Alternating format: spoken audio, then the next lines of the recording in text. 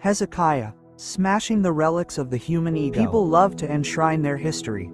If the human ego had been left to its own devices, we would have built a golden monument to Moses and worshipped the man instead of the God who sent him. That is precisely why God hid him. In the Epistle of Jude, we see the unseen battle over the contested body of Moses. Heaven and hell locked in a dispute over a corpse. Why? Because the enemy wanted his body left behind to become the ultimate religious relic, while heaven refused to let humanity turn a dead instrument into an earthly shrine. God buried him where no man could find him, protecting us from an immediate, overwhelming temptation to worship our own history. As Deuteronomy chapter 34 verses 5 to 6 records, "So Moses the servant of the Lord died there in the land of Moab, according to the word of the Lord. And he buried him in a valley in the land of Moab, over against Beth-peor. But no man knoweth of his sepulchre unto this day." The story of the bronze serpent, Numbers 21. The narrative takes place during the Israelites' desert wanderings, right after Aaron has died and the people face a harsh journey around the land of Edom. The complaint and the judgment, Numbers chapter 21 verses 4 to 6. From Mount Hor they set out by the way to the Red Sea, to go around the land of Edom. And the people became impatient on the way, and the people spoke against God and against Moses. "Why have you brought us up out of Egypt to die in the wilderness? For there is no food and no water, and we loathe this worthless food." Then the Lord sent fiery serpents among the people, and they bit the people, so that many people of Israel died. The remedy and the pole, Numbers chapter 21 verses 7 to 9. And the people came to Moses and said, "We have sinned, for we have spoken against the Lord and against you. Pray to the Lord, that he take away the serpents from us." So Moses prayed for the people. And the Lord said to Moses, "Make a fiery serpent and set it on a pole, and everyone who is bitten, when he sees it, shall live." So Moses made a bronze serpent and set it on a pole.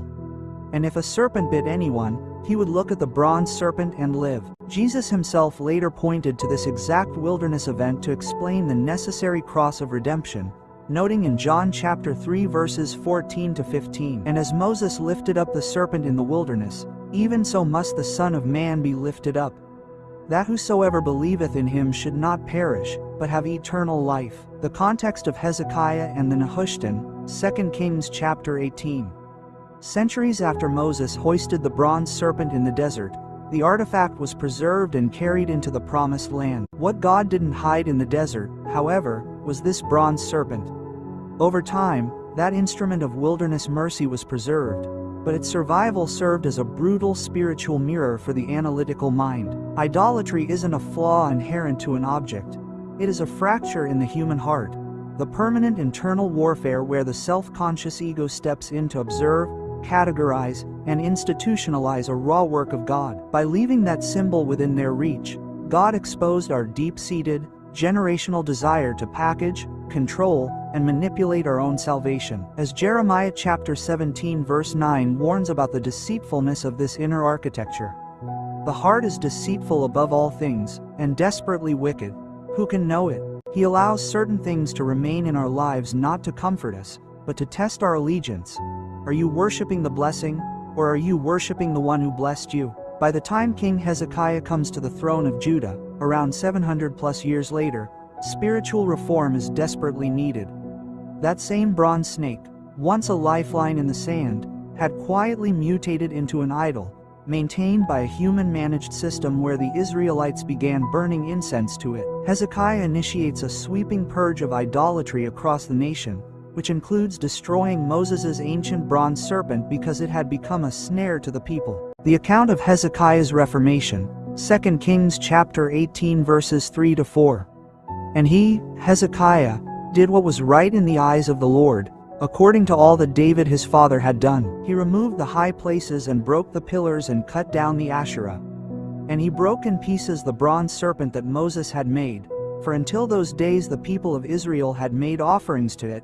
It was called Nehushtan." The historical significance. The name Nehushtan is a play on words in Hebrew, essentially translating to a piece of brass or a bronze thing. It took a reformer like King Hezekiah to look at a centuries-old, venerated holy relic, recognize it for what the human ego had turned it into, and boldly declare, "This is just a piece of brass." When Hezekiah broke it, He was stripping away its false religious mystique, looking at a 700-year-old holy relic, and reducing it back to its bare material reality to break the people's cycle of idolatry, as Isaiah chapter 2 verses 20 to 22 declares regarding the destruction of human idols. In that day a man shall cast his idols of silver, and his idols of gold, to the moles and to the bats. Cease ye from man, whose breath is in his nostrils, for wherein is he to be accounted of? We need a Hezekiah spirit today to tear down the outside in scaffolding. When we cling to the spiritual heritage of the past, we completely lose the intuitive flow of today's grace, echoing the warning of Proverbs chapter 3 verse 5. Trust in the Lord with all thine heart, and lean not unto thine own understanding.